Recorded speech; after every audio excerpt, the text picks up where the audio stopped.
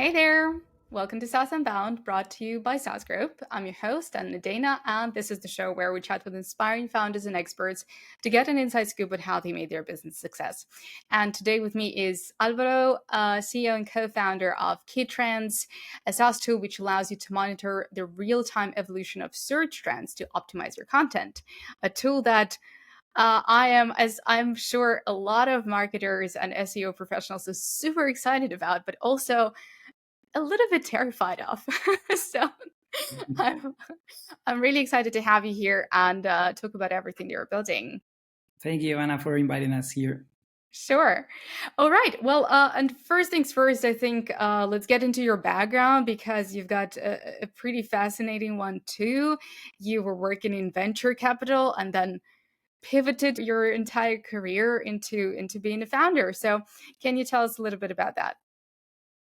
Yeah, sir. I mean, I started working in maybe one of the biggest corporates in Spain, Repsol, which is an oil and gas company. There, when I started in the technology division, I was the only businessman surrounded by scientists, physics, and so on. So I was the weird there. But I started to like so much the technology and the technology projects. So I get in touch with some startups there. So I really identified that I wanted to work with startups. So in 2010, in Repsol, they opened the venture capital arm. And I tried with all my efforts to join that team. It took me about 2 years or 3 years and plus an MBA to be Mhm. able to join the team. So I fight a lot to join the team, but finally I was able to join it. And I enjoyed a lot about 4 years there, investing in companies in the US, in Europe, Spain, Asia, from hundred of thousand of euros to about $20 million or something like that. And then I was hired from other corporate venture capital in Spain to launch their new venture fund. So Mhm. I started again investing there in energy related startups. So completely different Yeah. sector than the marketing where we are right now. But there, in this second venture capital phase, I started to think about joining a startup program. I had to find the right project to join it. But finally, after some years, I started as a side project, Key Trends, with some of my partners. Yeah, we started to see that it makes sense. We are covering some gaps in the market. We were helping some first users, some first big customers. So we decided to leave our jobs and start in a full-time period with Key Trends. And now here we are with more than 4,000 users in the platforms, growing these two last semesters 50% every semester. Mhm. So we are very happy and growing. But again, we are still a startup with a lot of difficulties. And yeah, but enjoying the ride. Cool. All right, that's a great story. But maybe you can tell us a little bit more about like what key trends are and how you how you stumbled upon the idea. What was the inspiration? Because, like you said, you were invested in a completely different sector. So this is marketing. How did you decide that this is something that you wanted to do? Yeah, one of the good parts, if you are coming from the venture capital side, is that you need to adapt to a very different kind of businesses. So I invested from SaaS companies to marketplaces to physical products. Mhm. So I needed to adapt and understand every sector in a very few time. So now, since I've been like 3 years full time with marketing, I'm starting to think that I'm learning about something about that. The origin or the seed of the project is one of my partners, which is Danny Mhm. Pinillos. He's one of the top SEOs in Spain.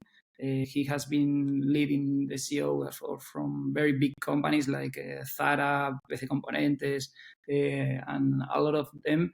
And he basically has been doing this consultancy service for 20 years. He always tell that he started with when Google was beta, so a long time Yeah. ago. So what we are building basically is his process. We are transforming his knowledge process into a product.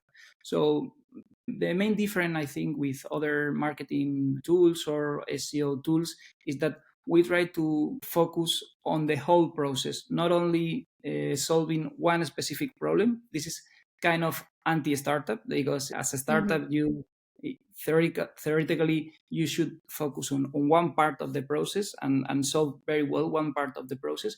But in our case, we want to be with our partner or with our client in the whole process. So we started identifying those trends that you mentioned at the beginning, Mm-hmm. to help them to understand what is being searched at any moment, because most of the tools nowadays, they are based on AdWords information.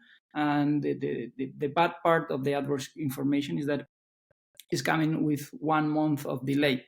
So you are not taking advantage of that 15% searches that are new every day. And with our tool, the idea is that you are able to catch all that trends.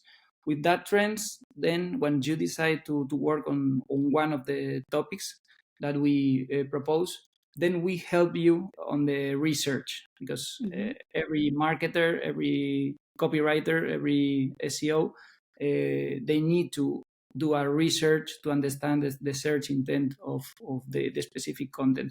So we help them automatically to catch all that information. And with that information, we feed the AI. Because the AI, I mean, we all know ChatGPT and the other Yeah. alternatives that are in the market.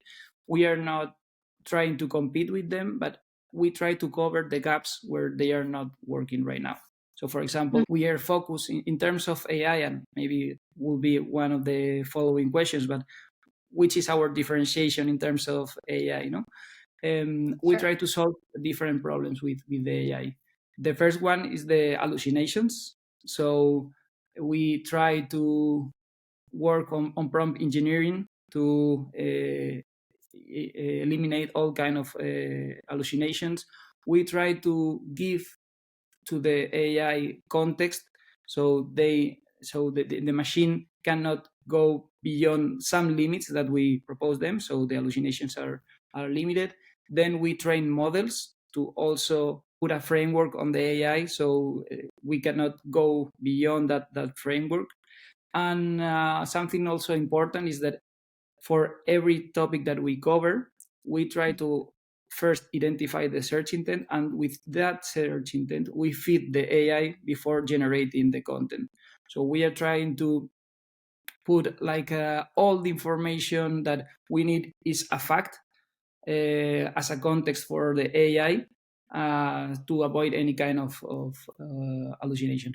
Also, the Mm-hmm. other point where ChatGPT is not giving information is in terms of bulk generation. So if you are, for example, an e-commerce and you want to upgrade, I don't know, 1,000 product descriptions, we can do for you with a trained model specifically for product description. So we try to add value where ChatGPT is not adding that value. No? And at the end, the last part of the process, we try to track the analytics of what you have done. So if you have spent a lot of efforts in your content strategy, then you need to understand the performance, what is what is being successful, where is failed, where we have to improve. So at the end, our tool try to help you on the whole process, on the different phases, and trying to link all that phases together in one only place. That's basically our main differentiation.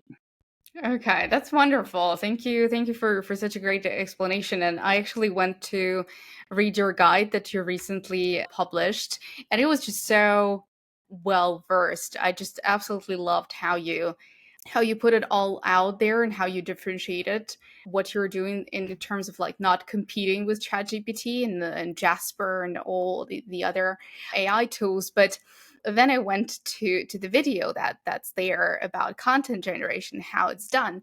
And the reason I started this episode by saying, you know, a lot of marketers are fascinated, but a lot of marketers. It terrified me included. I mean, content is something that I absolutely love doing, and I understand completely how much time and effort and research and thought goes into it.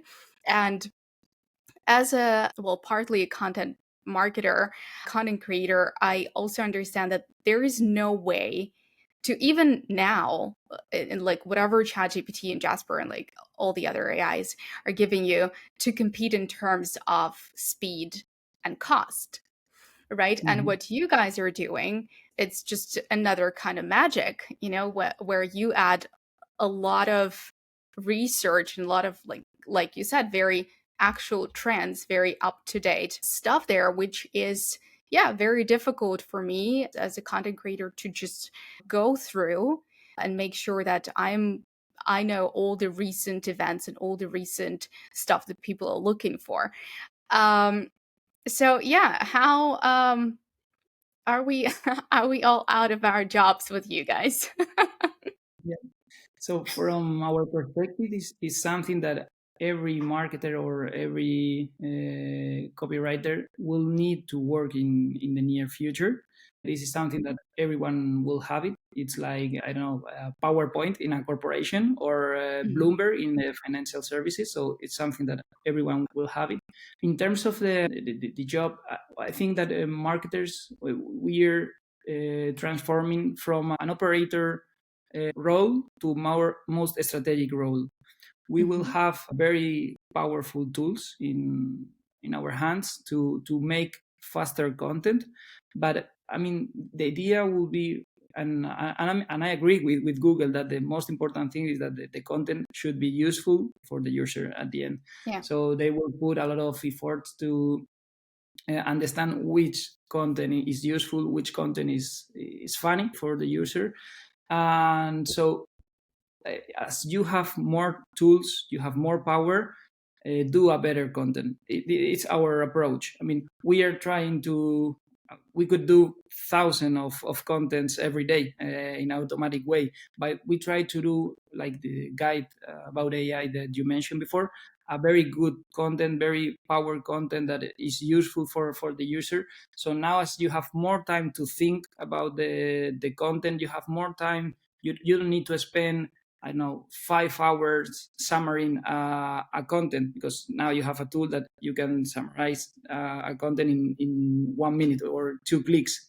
So Yeah. spend that time that you are saving there in thinking in a good content, in the research, in the strategic part. So uh, our approach is that we will have more time to think, to do the strategic part, and less time, we will need to spend less time in the operating side. Mhm. So I think at the end it will revert in a better content. Of course, the internet will be fulfilled of shit content, Yeah. and that's where I hope Google, LinkedIn, Meta, X, they will have like barriers to identify that content and delete it or put it at the end of the search engines. So yeah, our idea here, or our main approach here, is that the best content nowadays will be even best in the future, because they will have more tools and more power to do it in a better way, and maybe more content for that.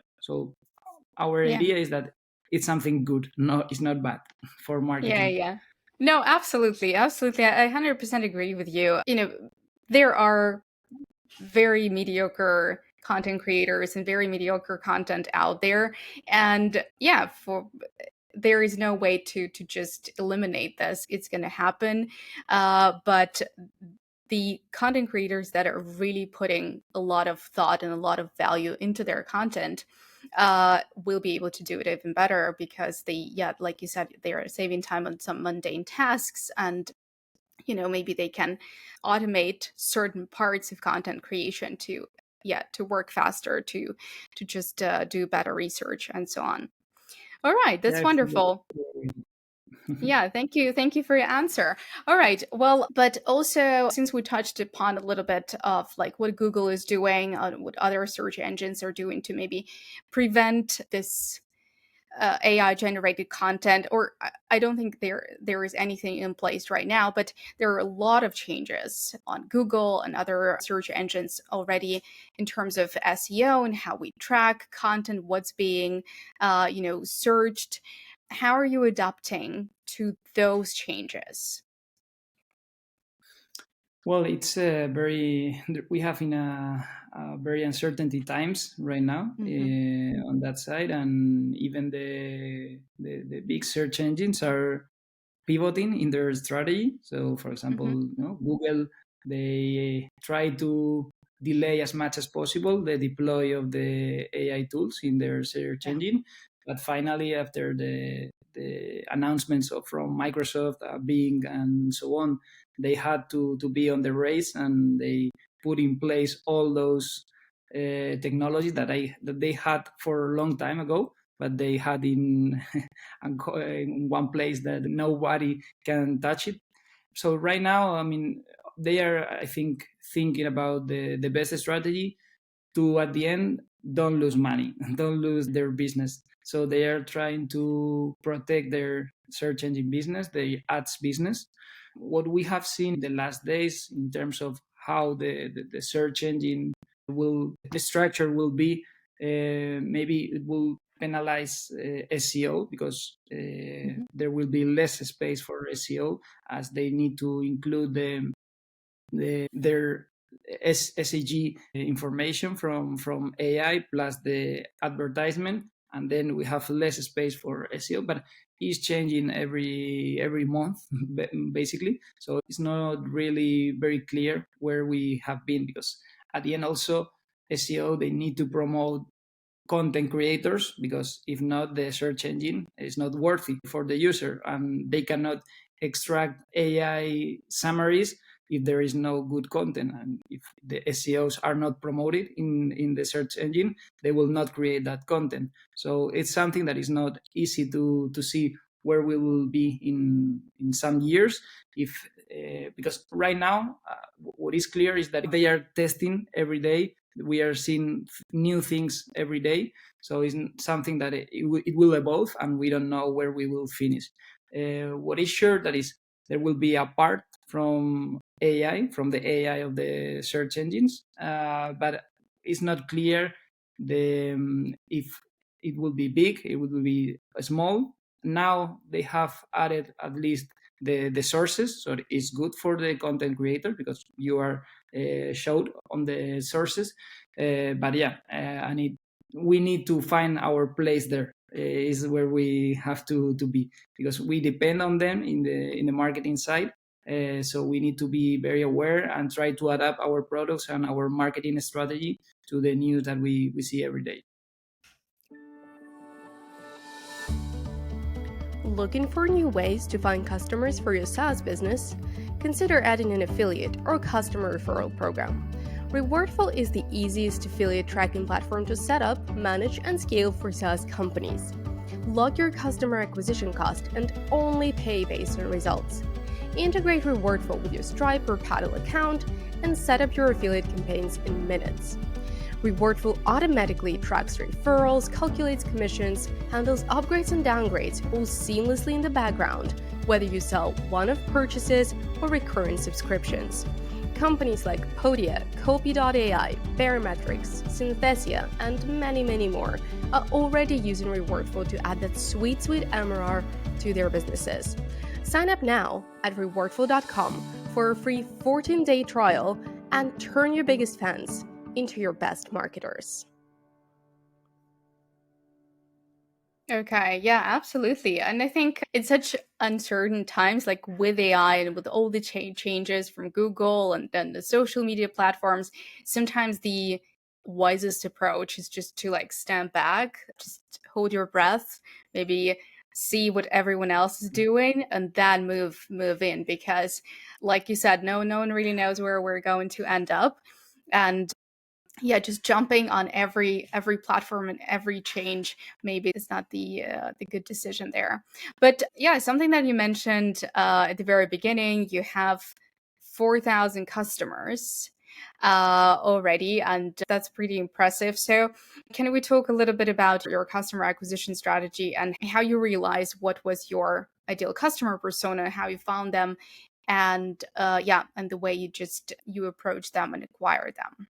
Yeah, sure. So we started as a startup trying to solve small pains, and we identified that the people that as we started with one, let's say, main feature from our tool, it was the trend detection from 30 days ago to real time. We started to understand that those trends were more important for the people that has muscle to produce a lot of content, because if you are a small marketer, you need time to prepare your content. So we identified that the biggest content generators were our targets.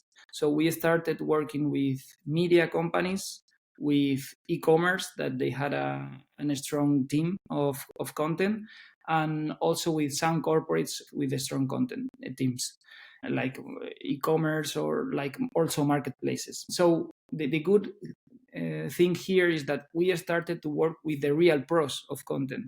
So we had the chance to understand really well the content generation process. So we start to build our product working with them, with the big newsrooms, with the big content teams. So we start to building that tool adapted to them. And now, after some months, and once we get traction on the market, we started to adapt that pro tool that they don't need it a lot of, let's say, webinars or information to understand the tool. We started to work to do something more friendly for every kind of marketer, not only the biggest newsrooms or the main pros in the market. So let's say our challenge right now is to do a friendly tool, because now one of the challenges that we are facing is that we know that not everyone is understanding the platform once you are getting into them, because we are, as I mentioned at the beginning, we are covering the whole process. So it has Mm-hmm. different parts within the platform. You have different features, and the process, if you don't know the process, how to follow it, is not always easy to understand. So our challenge right now, and where we are working right now, is to make a friendly platform for everyone, and so they can follow the same process that the biggest newsroom follow every day. So they have to Okay. identify trends, they have to plan their strategic content in a calendar, they have to review every, let's say, 15 days their past content, because maybe they had opportunities. And this process that they do every day, it's the process that we want to implement in every marketer in the world, and that's our challenge. Okay. So far it's been mostly sales led as far as I understand, and there are demos involved and there are people, and you're hand holding them through the onboarding process. And what you're dealing with right now is you're trying to make the onboarding a bit more user friendly and self-serve. Yeah, and yeah, take it, because going back to your question, it was the channel acquisition. As we started with these big corporations, we needed to do this onboarding, as you mentioned, and to explain and to do demos. And now we are more focused on self-service, so they can connect, the users can connect. Now we have this week implemented a trial version, so they can test it during some days. We have upload to our website a lot of information of how to use the tool. We have videos, etc. Also, as my partner Dan is coming from the SEO, we have been growing fully organic right now. So we haven't spent anything on ads, but we will do in the future for sure. But we wanted to do a simple tool before doing the ads, because yeah, as before we needed to these demos and this onboarding, we are starting to be able to sell even without demos and the onboarding. Okay. All right. That's perfect. But just listening to you when you said you're not spending any money on marketing, you're not buying ads, which is fascinating because you've raised around very recently, and this is also something that I wanted to talk to you about because, like we. Talked at the beginning about the fact that you're coming from a VC world, and now I guess in SaaS it is such a biased world towards raising rounds and going bootstrapped. So a lot of people, a lot of founders in especially like indie maker community are very straightforward about their opinions. Like if you're going after VC rounds, then what are you even doing? Are you even a founder? But I'm like I have deep respect for both choices because yeah, Mhm. sometimes you have maybe the revenue from day one, or you have something that allows you to go bootstrap. You're not really chasing any technology. You're not competing with huge tools out there that you really have to catch up with. And this is completely fine, right? But then if you are choosing to raise around, then the only thing that you have to really be sure about is why you're doing it, right? So, what was your reason for Mhm. going after an investment money? And yeah, why are you not spending it on ads? Yeah. So as you mentioned, there are two different paths. Bootstrapping is great. I mean, if I had at the beginning, I would do it. In our case, we decided to go on the venture capital because we wanted to go fast. So we didn't want to wait until the next payment for hiring the next person, for doing the next thing. So as this AI race is really going fast, we thought if we are not going at the same speed, we are dead. So that's the main reason that we decided to go on venture capital. Yeah, at the beginning, we were profitable. We were mixing doing services for consultancy services plus the product building. But yeah, we decided to go full time and the whole team focus on the product building. And that's why we decided to go on the venture capital. Also, I mean, we had the advantage that I knew the world at the beginning of the projects. And this is something I think it could be interesting for other founders. What they look at is it's like a triangle. This triangle is product, team, and traction, and you need to have at least two of them very strong at the beginning. No, at the beginning, I mean before 10,000 euros MRR, the founders of the venture funds, they invest in that triangle. So we work a lot in that triangle. We had a good team. We were building, I think, a very strong product with a good vision of the product. And also we wait until we had enough traction to raise the first fund, the first round. So as we understand the dynamics of the venture side, also it was a time that it was starting this, because right now is so hard to raise funds because how is the ecosystem right now, and Yeah, the absolutely. environment, the financial environment. So we were also lucky that we were at the beginning of these times right now, that when we start to build this relationship. So as we had the opportunity to raise that funds, and as we were seeing that the market were running a lot, so we decided to raise the funds. And something that we are talking always about the money, but it's not only the money. The people we have Sure. right now in the board, they are really, really, really, really good ex founders, operating founders, and the feedback and the recommendation that we are receiving from them is changing the company. So the value that we are receiving, not only the money, it's been crucial for us. So yeah, it's something that we always talk about money in these cases, but it's not only the money. The help we are receiving, it's something that I don't know if it's at the same level of the money, but it's really, really important for us.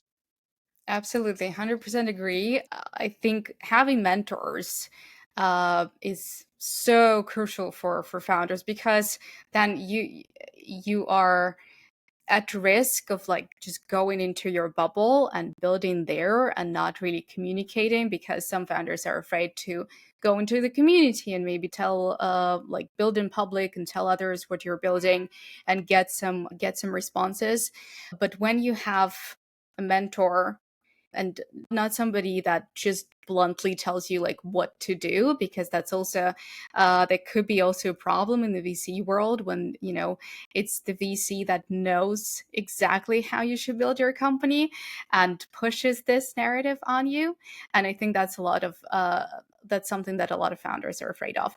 But if they're acting as mentors, like you said, I think that's the best gift that they can give you.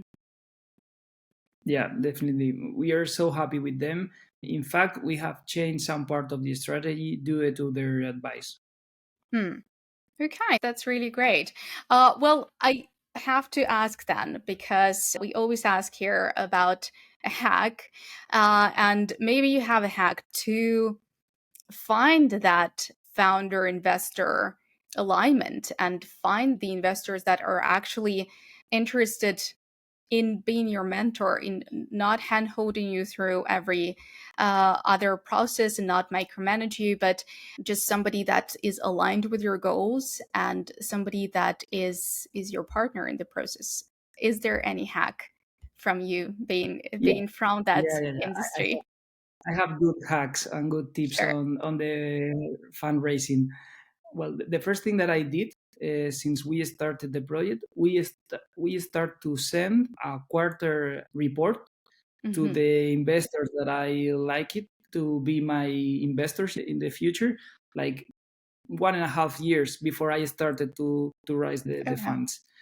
So every quarter, I update them about the team, the evolution of the product, the traction, what we were doing, our problems that we were facing, everything. We started to have every 6 months one call just to update them. So we started to build the relationship with them. So at the moment we, let's say, get the traction that I mentioned, that we thought, okay, now it's okay that we can start. They knew everything about us. They knew the project from the beginning.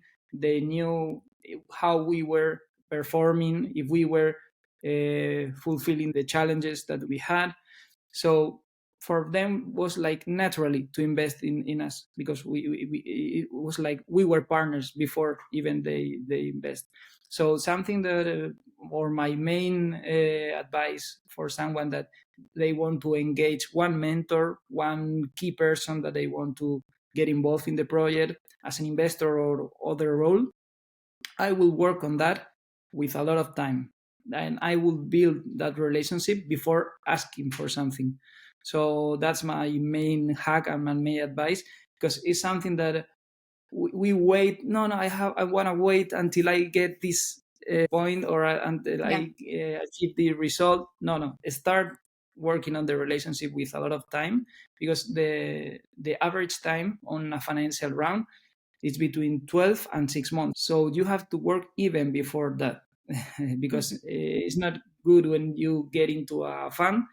Hello, I'm Alvaro. I'm raising 500K.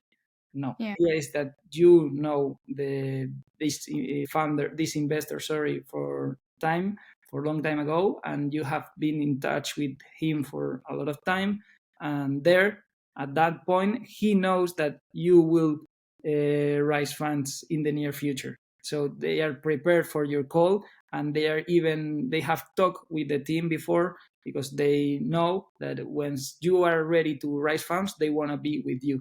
And that's my main hack on the financial on the financial rising. Yeah, absolutely. Yeah, I'm there with you. Build relationships first. show your traction, show that you're moving, you're alive, you're building, you're grinding, and then go for the money. And it's the same when you want to sell your company. It's also about building relationships. So yeah, absolutely agree. All right. And one question that, well, I always ask here on the podcast, it's so far, what has been the biggest win and the biggest failure? It could be for the company or for you as the leader, as the CEO, as the founder. The biggest win from our perspective is that it's very difficult to compete in a marketing sector where there are thousands and thousands of tools. But when you are able to convince people that for you are a reference because they are like the best content creators in our case in Spain right now, you feel really proud of what you're building. So I will say that. I will say that we have been able to solve a real problem to some of the best marketers that I know already. They feel that you are adding to them something useful. So for us, I would say it's very generalistic, but for us is what I feel more proud about. In Great. terms of failures, we have so many failures that I will say that we had one good team coworker with us, and he decided to go to other place because we were not able to convince to be in the company for more time, maybe because of the challenges and the ideas he had about the technology that he wanted to put in place. And maybe we feel that we could do maybe more, or it could be something that I think we have learned, and we try to understand the needs of every of our co-workers to adapt not only the task that they are performing, but also their goals, their in terms of technology or in terms of marketing. Or so we try to put a lot of efforts on that, of understanding what every of us what we need at every moment, and try to adapt to the company goals. Yeah. Yeah. I think with this answers, honestly, it's whether a founder says the team is their greatest achievement and the biggest win, or the biggest failure is actually losing somebody from the team or losing a few people from the team, because people are the backbone of the business, the backbone of the product. They shape the product, the company, the culture inside of it, and it's just so important to find your people that you're very comfortable to work with. So yeah, thank you for sharing that. I think yeah, it's an absolutely important topic to raise during these conversations, because yeah, like when we buy companies, one of the first questions that founders ask is what's going to happen to the team. Like, are we losing everyone? Are they staying? And yeah, I think it's great to see like how founders are taking care of their teams. I have been always a team player. I've been in the sports from since I've been a child, and I really enjoy to win the matches with my team because I enjoy to win with them. It doesn't have any sense to win alone. So in my case, I enjoy every day working with the team. I think we are happy. We have a flexible schedule. We try to be like we are in the real life. We want to be happy. We have time for our family, for our friends, but at the same time we are excited of what we are building. So we want everyone excited. Yeah, trying to fight for the small wins and looking at the horizon for the big win, and that's where we are. Sure. No, it's important to for the team to have the wins and to have the eyes on the goal. So, well, thank you so much, Alvaro. I think what you're building is great. I mean, honestly, I saw the video and I was like, I'm more excited than terrified by this thing, and I really want to try it. And now you said there is a way to try it. I'm definitely doing it probably today too. So, thank you for telling this story. Really excited to see how you're going to grow, and maybe do another episode sometime. Sure. Thank you very much for the invitation, and it was a pleasure, Anna. Thank you. Thank you. Take care. That was yet another awesome conversation on SaaS Unbound.